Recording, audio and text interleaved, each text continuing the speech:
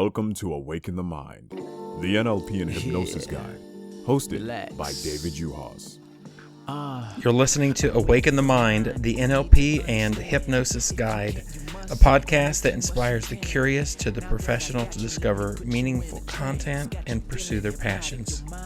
My name is David Uhas, and I'm a master NLP practitioner and hypnotist, best known for losing over 100 pounds and running 6 marathons in 2 years. And I'm sitting down with hypnotists, NLP practitioners, and coaches to talk about their process, the lessons they've learned, and how to make an impact in the lives of others. Our guest today is Jeffrey Richards. Jeffrey became a hypnotist because of a bad job review. He has been a soldier, a recording engineer, a graphic artist, a packaging designer, and for the past 19 years, a hypnotist and NLP trainer, helping people overcome their unconscious limitations and achieve their conscious goals. He is also an entertainer using comedy and hypnosis to educate, entertain, and uplift audiences throughout the United States. Not that he's snubbing the rest of the world. They just haven't gotten around to calling him yet. When he's not on the road, he's at home in Central Ohio, where he runs Peak Performance Hypnosis, a full-service hypnosis practice specializing in smoking cessation, anxiety relief, and sports improvement. Today's show is titled More is More, usually the power of NLP in daily life. Please welcome our guest today, Jeffrey Richards. Hello, Jeffrey. How are you doing? Hello, David. I am doing fantastically. Thank you so much for having me on your show. I appreciate it. Oh, it is an honor to have you here. Our backstory is we've met at St. Louis and then Heartland. reconnected at HypnoThoughts. Also true, yes. Really glad to see you there. Oh, me too. I really enjoyed your presentation in St. Louis and looking forward to seeing more of your presentations as well. Well, thank you very much. Cool. So where are you from? Where are you located? I am, as we speak, about an hour northeast of Columbus. I purchased a project a couple years ago, and it's still very much a project. It's my old fraternity house. If you have pictures of some big ramshackle pile like an animal house, get that out of your head. It's a 1,100 square foot, 2-bedroom, 2 full bath. We only ever had 2 guys live here, but because of something that I won't bother to go into, the guys can't live here anymore. And I made an offer to the Alumni Association to buy it because I thought there would be things that they could do with the money that would be better. So spending about half my time up here right now. And really enjoying that, but going back down to Columbus tomorrow afternoon. I have clients to set up and I have some family stuff to deal with. So I'll be down there for the next couple of weeks. That's where my office is. I was raised in Central Ohio, but I've lived in other places. I've lived up near Albany, New York, Pittsburgh. I lived in Nashville for about 5 years. That was fun. But they make up for not having any state income tax by not paying you a whole lot when you live in Tennessee. So I moved back to Central Ohio about 30 years ago, maybe, and really haven't looked back. Really love it here. Now, you were born in Rochester, New York. I was, but my mom and I moved when I was about 2, so I don't remember any of that. Okay. But I did split a lot of time back and forth. My parents were divorced, and so I spent all of my school breaks with my father. He lived in Rochester for a while after the divorce, and then he had a job with Union College in Schenectady, New York. And so I spent a lot of time there. And in a couple other places, Dad had a lake house where he'd spend some time at the summer. So yeah, very, very familiar with the drive across the state of New York between the Capital District there and the Capital District here. Well, interesting. Your mother was a computer programmer for a large insurance company.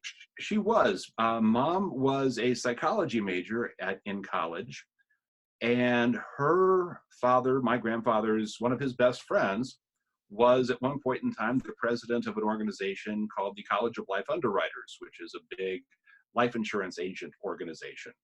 And he was friends with the man who was the president of that company at the time. And this was the late 60s when there really weren't any computer science courses. And they were just looking for anybody who they thought could train how to do this stuff. And they didn't really have any sort of markers for that. But this friend of my grandfather's knew that my mother loved logic puzzles. There's 8 people sitting around a table. Mr. Jones has a hat. Mr. Smith is sitting across from the woman who only eats jellied eels. And you have to figure out who everybody is sitting around the table. And that's my mother's idea of fun to this day. And that was the kind of thinking that they really needed people to do. So completely unexpectedly, well, my grandfather's friend called her and said, "Hey, I just had a meeting with this man and you're going to be getting a call." And she was there for a little over 30 years, I think. Now, she had a psychology degree. Did that inspire you into taking a lot of psychology, and you read a lot of psychology? No, that was 2 completely independent things. My mother's background in psychology, I don't, beyond her first job right out of college, she was, I don't know exactly what her title was, but she was working with a school for, and these are much more common now than they were back then. It's a school for kids who had high IQs, but didn't fit well into the traditional school structure. They learned differently. These days, they'd probably call a lot of these kids ADD or ADHD. But this was a school that specialized in working with kids like that just outside of Philadelphia, and my father was going to seminary in Philadelphia at the time, which is how they met. But since then, she has not used that professionally. And I just took the classes because they sounded kind of interesting. I had to take some kind of science to fulfill my requirements when I was a freshman. Figure I'd knock that off, get that out of the way. And it was kind of interesting. So I didn't aspire to be a psych major because I just heard horrible things about the psych stats class, which in retrospect, I probably would have done okay at. I was really good at math in high school, but I had some other plans that I decided to follow that road. Didn't work out quite so well, but that's okay, because if I hadn't made the choices that I made then, I wouldn't have wound up where I am now, and I kind of like where I am now. So Nice. Now, I'm just curious. I'm always interested in books that people have read, and you said that you read a lot of Robert Anton Wilson and Timothy Leary. Was that by choice or was that required? No. I actually wrote a paper on Timothy Leary for one of my psychology classes. It was I didn't get a great grade on the paper. I think it was a B- or a C+, but I got a note on it that I never got on any other paper. It was from the professor who was around back then and probably knew more about the subject than I did. But I was writing about Leary's early work, the stuff that, he's known for, the drugs and all the stuff that he did up in upstate New York, and then going on the run and, hiding out in Switzerland and doing the speaking tour with G. Gordon Liddy. I wish I could have seen that. I bet that would have been fascinating. But before that, he was one of the pioneers in group therapy. And so I wrote a paper about group therapy and group dynamics, and a graphical chart that he created to describe interactions between individuals within this group. And this would have been 1986, 1987. So the cool things that you can do with computers and layout and things like that, you really couldn't do back then.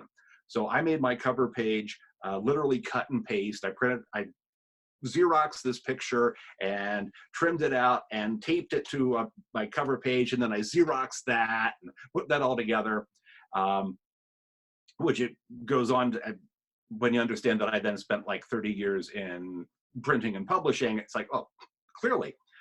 But in addition to the nice picture, I had some information on there, got the note from the prof. I learned something from your paper. Nice. Yeah. That totally made up for the fact that he didn't give me an A on it. What led you to this work that you're doing now? Well, as you said, I got a bad job review. I got this job working for a professional organization. I won't say who it was, but let's say it was like the International Glass Manufacturers Association, like that, but not that. And I was working on their monthly sort of glossy news magazine. And that's what I was doing, working for them. I was hired by a fellow who'd been hired in about maybe a month and a half before I was. And he was in over his head. He was working for, I won't say who it was, but you can figure it out. One of the early computer networking companies that was based here in Central Ohio and created a graphical interchange format that is still used today. Yeah, you and I are old enough to know who that was. But he wasn't doing well on the job, which could not have been his fault. It had to have been ours. So he took all the stuff he was told during his review and spread it around on us. And I was younger, both chronologically and emotionally. I really took that to heart. I'd never had a bad job review before. And I was told that I had until the end of October, and this was springtime, to get myself into a class on basically how not to be a jerk. And he was a little bit more politic about that than I just was, but that's what it comes down to. And I really took this to heart, and I started looking. And so I said, well, how about, I went to the local Dale Carnegie open house, and that was kind of cool. It's like, how about this? That's too expensive. Company would pay for it, by the way. It's like, well, Skill Path is coming to town. It's like $49, but I think they're probably just like teaching this out of a book. Yeah, that doesn't sound very good. Keep looking, keep looking. That was what he kept told me every time. Keep looking, keep looking. And along the way, I found 2 classes that both sounded like what I wanted. Neither of them was here. One was in Atlanta, being taught by Jonathan Altfeld, called Linguistic Wizardry, I believe. And another one was north of Milwaukee, taught by Rex Stephen Sykes. It was called, and I got it written down there because I know that I always screw it up whenever I try to remember it. It was called something like How to Get People to Do What You Want Without Nagging, Pleading, Guilt Tripping, or Whining. And I thought, okay, the title isn't really what we're going for, but I was reading the content. It's like, this is it. This is the class. But no, those are too expensive. End of October rolls around, and I send him an email. It's like, okay, look, Tom, I did this, I did this, I did this, I did this, I did all this stuff you said I had to do. I've covered my end of this. What are we going to do? Because you said I had to be in a class by this date, and it's today. And he emails me back and said, oh, we already spent all of our training budget for the year. Don't worry about it. Okay, I am perceived to be a jerk by all of my coworkers. Don't worry about it. That was the end of October. First part of January rolls around. He calls a departmental meeting announcing that he has been asked to resign for basically having poor communication skills. In other words, being perceived to be a jerk.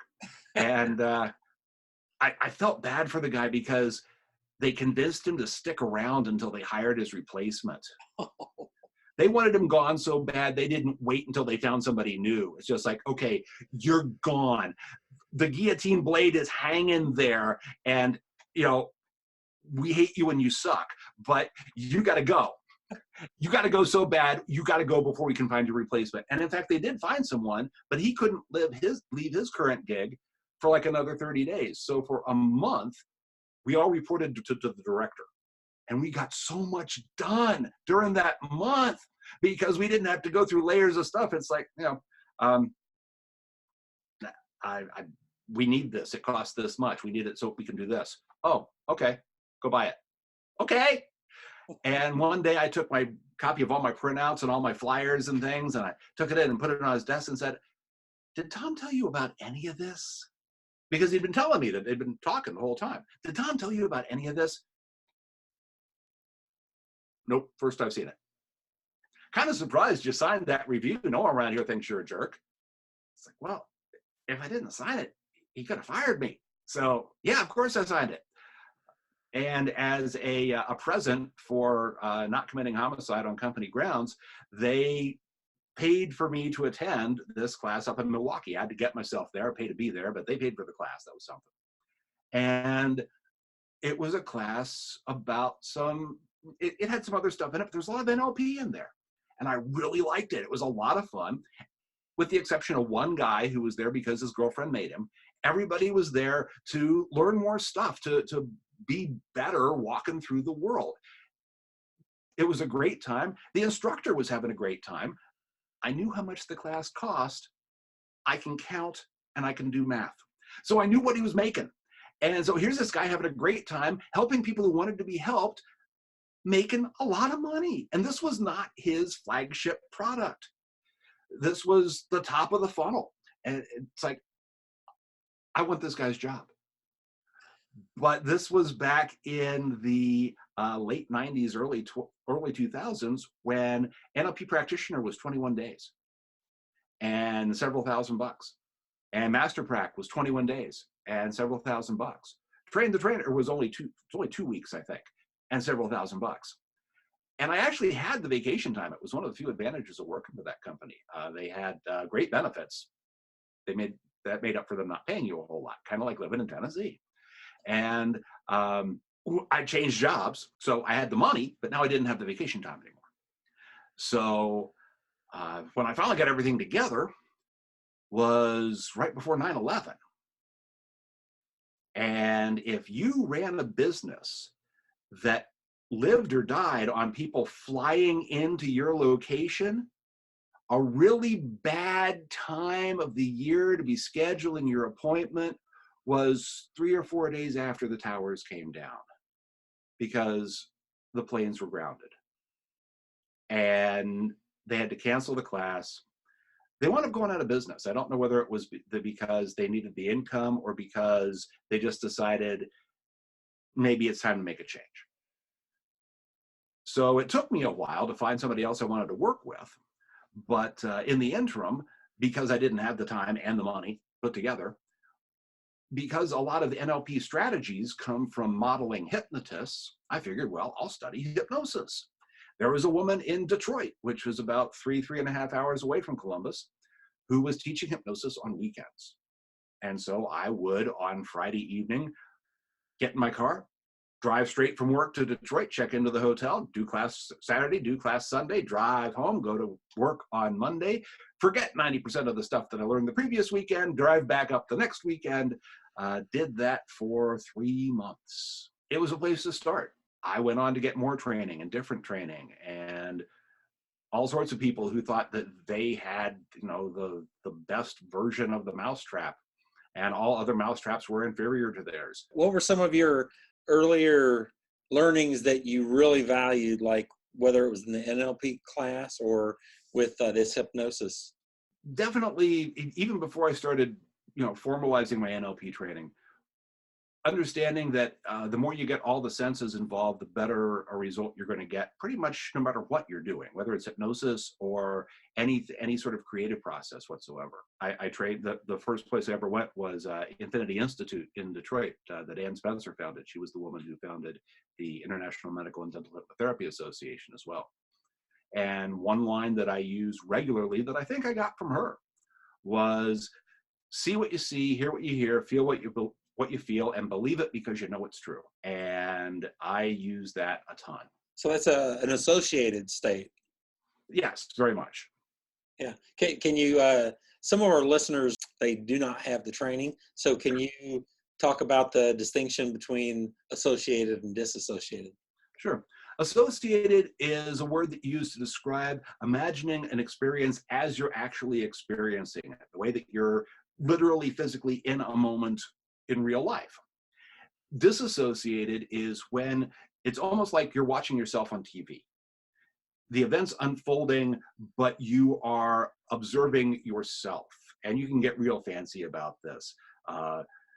From a technique called the fast phobia cure, where you're watching yourself watch a movie in such a way that you can't actually see the movie, but yet you know what's going on because I'm describing it to you.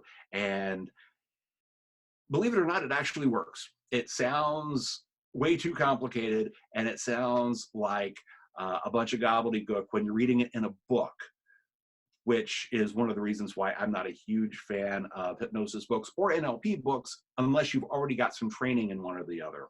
And then you've got some hooks to kind of hang stuff on. Sure. But that's what that means. In the moment or observing the moment. Okay. And what is the purpose behind being associated or disassociated? When you're associated in a moment, you're actually more inclined to feel things. And this goes to a theory that I've created called more is more usually. The more sensory content that you have in something that's going on inside your head or something that you're experiencing in real life, the greater the emotional impact.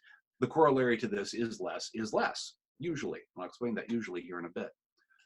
But the less sensory information that you have, the less emotionally impactful that information is. And one of the ways to make something less emotionally impactful is to remove yourself from the moment and to put yourself in an observer position where instead of experiencing it firsthand or revivifying it, you are observing it happening. Again, has to create some sort of an imaginary conceit. You weren't actually there on the sidewalk looking at the aftermath of your wreck because you were over there. But you can imagine yourself being over here watching yourself over there, which is something that I actually did at one point when I found myself having a little bit of a panic attack about a week after I was in an auto accident. Because sometimes we forget that we know this stuff. And it took me a minute. It's like, oh, wait. I know what to do here. And so, okay, let's, imagine it and disassociate from it and put a great big frame around it and move it over there, further away, make it black and white or real blurry and gone. Took less time to do it than it did for me to just describe it. It was just gone. Yeah. It's interesting. Sometimes people, I'm human. Sometimes I get associated into a problem and someone will say, well, you're a hypnotist, aren't you? Can't you just... What's amazing, though, about the NLP techniques is they seem so simple, and yet they work. Oh, they do. And some people will try to overcomplicate them. There was a person, I won't say who put together I think it was a 3-day in-person seminar. And this would have been back in the early 2000s when in-person was the way you learned this stuff pretty much exclusively. And I still am a big fan of in-person training for this kind of stuff where you're interacting with other people. But this 3-day class was on custom swish patterns. Swish pattern is a strategy from NLP where you replace one representation, mostly visual, with another one very quickly, switching up the emotional response to the point where you can't get the old one back. And there's a very particular way that it's done according to the book.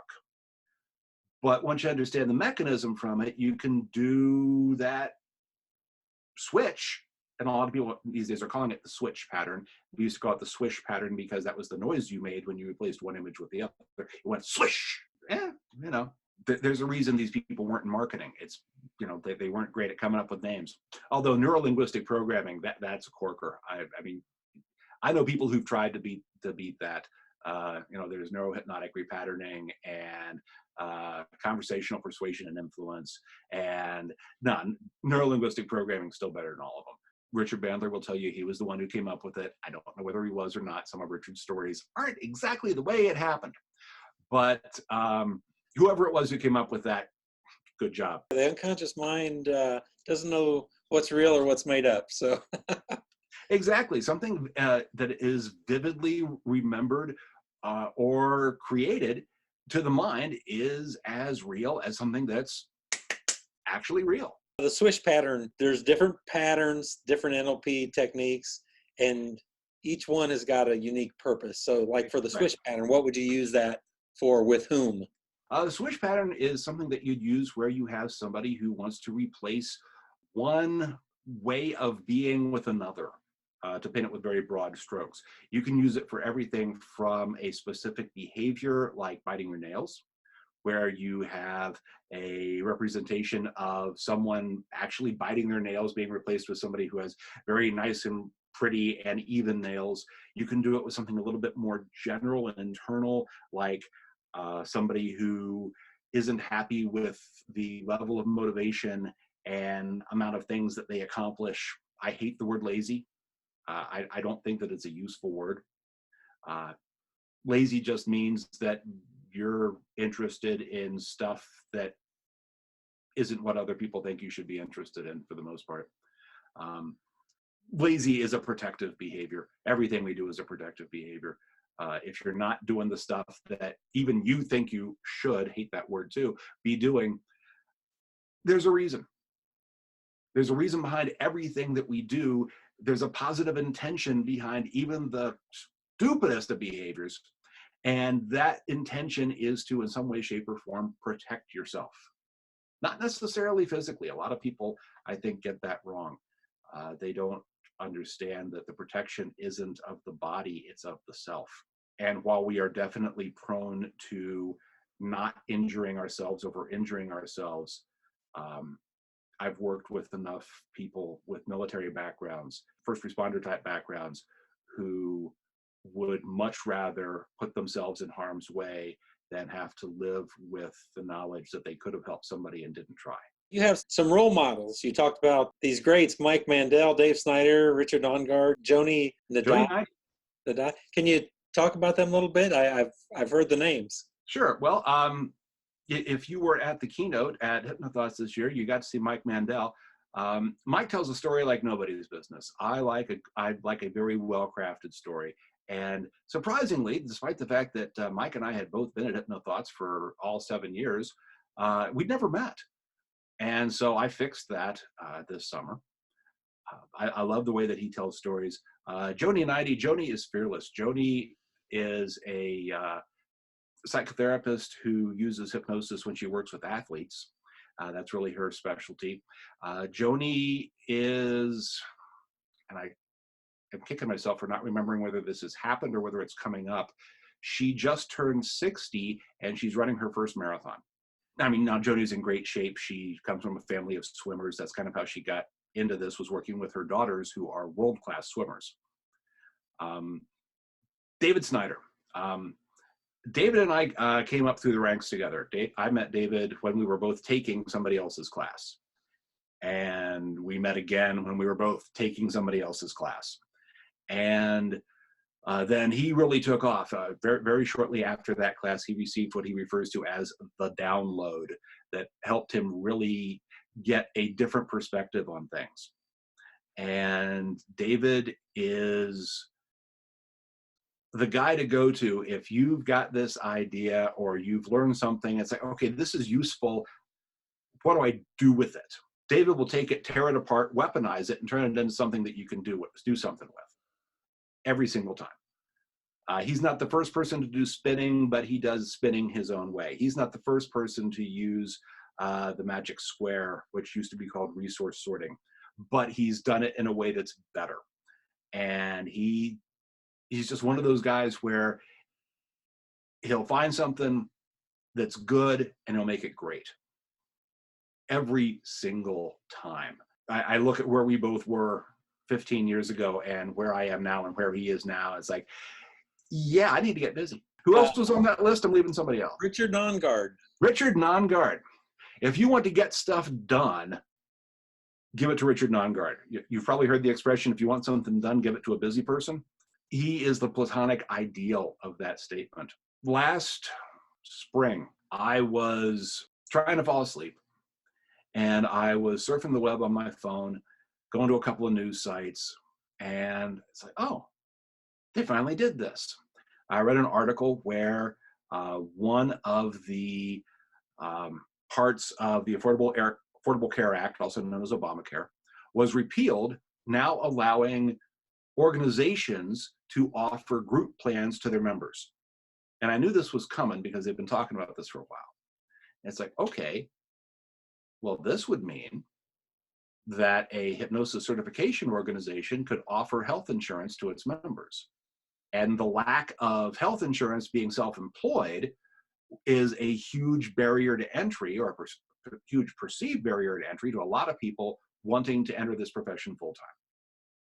So I thought, who do I know who could take this information and run with it? Because I tell people that I haven't done anything that's all that impressive, but I know a lot of people who have. I'm not impressive, but my Rolodex is. And it's like, okay, who do I give this to? This was not on page one anywhere. This was very deep. Who do I give this to? And it took me about 15 seconds to come up with the name of Richard Ongard, because I knew that he was going to do it. He was going to do it the right way. He'd understand the significance of it. And I copied the link and I threw it into Facebook Messenger along with the message. Whoever jumps on this first is going to own the hypnosis certification market. Send it to them. And it took a little longer than we planned, but about 9 months later, the ICBCH, the International Certification Board of Clinical Hypnotherapists, yes, I did have to remember that because it's not one of those things that just rolls off the tongue. The ICBCH now offers health, dental, vision, and life insurance to its members through a group plan that started out when I sent a message to Richard Nongard at 2 a.m. Eastern time. So you are a catalyst. I was, but I was also fortunate enough to know who would do it and who would do it right. That's Richard. It's the reason why when Scott Sandlin and Richard Clark decided that running the Hypnosis Practitioner Training Institute was not really part of their long-term plan anymore, the person they turned to was Richard Nongard, because they knew that Richard, I call him Mr. Infrastructure. If you need something that's got a lot of moving parts that need to work together, he's your guy. And I really admire that because a bunch of years ago, I was the president of a hypnosis certification organization. You know, they say experience is what you get when you don't get what you want. I got a lot of experience from that. And one of the things that I learned was that there are many things I'm good at. Running an organization just is not one of them. Whenever there's somebody who can do something that I can't do and they can do it really well, I'm impressed. Tell me about the main things that you do. You talked about hypnosis with smoking cessation, anxiety relief, sports hypnosis, and you're an NLP trainer. That's impressive. Well, thank you. I am an NLP trainer. I was determined that I was going to fulfill that goal, and did it. Took me a little longer than what I had planned, but it's something that I really enjoy doing. These days, mostly I'm doing shorter form skills classes where I'm teaching NLP strategies to hypnotists to use in their session. That's really what there's the most the demand for. That's what people want from me right now. And I'm very happy to do that because there are things that you can do just in the ways that you read a script. Not a huge fan of scripts, but everybody has to start somewhere. Just as an example, there was I'll plug it because I don't have anything bad to say about it. Sheila Granger's virtual gastric band program. I was in the second or third class of people that she came to the US to teach that class to. We were all down in Orlando. It's a very structured program. You do it this way and you do it with these things, and it works really well. I didn't see any reason to change a whole lot of that. I Americanized the script a little bit. There's some verbiage in there that's very British. Sheila is from England. But as I was going through the script, there are all these embedded commands that nobody ever said a word about in the class. And I mentioned this to somebody else who does this program and now is a certified teacher of it, and mentioned this to him, and he said, oh yeah, I'm all over that in my training. I talked to Sheila about it. I don't think she knows they're there. She's sort of an embedded command savant or something. She's got them in there. She doesn't know they're there. And when you emphasize them in just a little bit of a way that's just a little bit off normal, it makes a huge difference. It's one of the reasons why I get some phone calls every once in a while, still to this day, from people who say, hey, you know, I took this training that you took, and I've seen you posting about all these success stories people had. I'm not getting those results. Why do you think that is? It's like, well, because your background is in stage hypnosis and my background is in NLP. And I know what to do with the script and you don't, but I can teach you. You got 3 days? You got some room on your credit card? Come on down. I do see people for weight loss. The virtual gastric band and other programs, because the virtual gastric band is great for a specific type of person. But if they're not that kind of person, then other solutions are probably the better call. Smoking cessation, love that. My schedule is pretty well packed with that. I am a student of Ken Guzzo's. If you are a hypnotist looking for a smoking cessation solution, I cannot say enough good things about Ken's Stop Smoking program. He doesn't just tell you what to do, he tells you why to do it. so that when things don't go according to the way it's written in the book, which is just about every time, you know what to do to bring things back on track. You brought up a good point. You were talking about NLP and hypnosis. I know that there's hypnotists that are trained with NLP, and there's also a lot that are not trained with NLP. My background came from coaching, then NLP, then hypnosis, and I see the value of NLP. It's almost like there's something, I don't want to say that there's something missing with hypnosis, but there's so much more you can add to hypnosis with that training. You're absolutely right. When you understand NLP, you have a whole different set of tools. It makes it so much easier to work without a script, or to take a script and make it better, because you understand the way that the mind symbolically represents the world in which it lives, and what happens when you change some of those representations around. I'm teaching a class at the ICBCH Winter Conference in January, I think. January, might be February. It's in Las Vegas. It'll be fun. You should go. I wanted to go see David Lee Roth, and David Lee Roth is going to be in Las Vegas in January and March. I'm going to be there in February. So yes, you should definitely go. You should sign up. You should use the code Jeffrey, Jeffrey, when you sign up, because that would be a nice thing to do. And we'll put all the links and all the bonuses on your page in the podcast. What else is coming up for you? I've got some stuff coming up. I'm going to be doing, as I said, the Winter Conference. Going to be talking about storytelling, or rather how the client tells you how to tell the story. And I'm going to be talking about how to decode what the client tells you so that you have the pertinent details, so that you can create a little 5 to 10 minute story on the fly in the middle of your session that's going to be therapeutic for your client to help them internalize the change that they came there to get. Instead of like a script, you're actually customizing it to the person. It's part of a longer context that I am somewhat embarrassed to admit that I didn't make it up. I recognized it was what I was doing and standardized it a little bit. When I was speaking at the ICBCH Winter Conference last year, I was talking about anger management and how to do a very easy, simple anger management process that, in my experience, had worked pretty well. But I needed to give it a context. You know, it's just this set of ideas. How do I put this in the context of a session? And so I came up with this process the morning of my presentation as I was doing my PowerPoint, because nothing motivates me like a looming deadline. Created this process called What the Heck to Say When You Don't Know What the Heck to Say. And it was a very structured process that you could plug this into. And I only had an hour, so there was this very important part where you tell a story. And as I was explaining how to do the various parts, when I got to there, I said, and when you get to here, take James Hazelwood's class on storytelling, because he can do it better than I can. And I felt that was kind of a cop-out, because even though I didn't say anything that wasn't true, I didn't say anything that was real helpful to anybody except James. And James is a friend, so I don't mind, throwing people towards James's products and James's classes, because they're all great. He is the storytelling guy. But I thought that I could talk a little bit about this one particular aspect of it that I knew pretty well. So I'm doing that. I'm going to be, and I should have double checked this before I came on. I think I'm going to be at Heartland this year.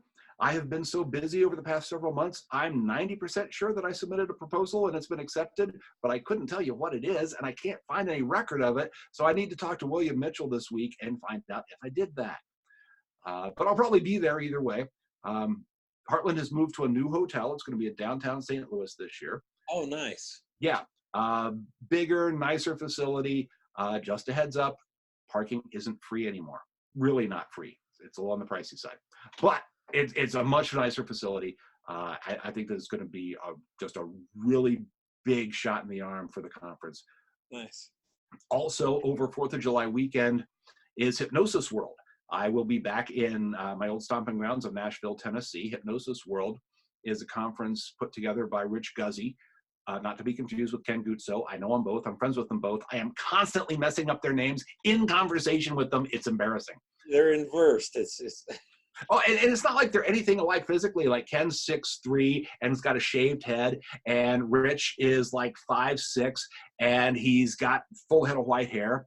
And Ken's from Canada and he's got sort of this California surfer dude vibe going on. And Rich is from Brooklyn and he looks like he walked off the set of Goodfellas.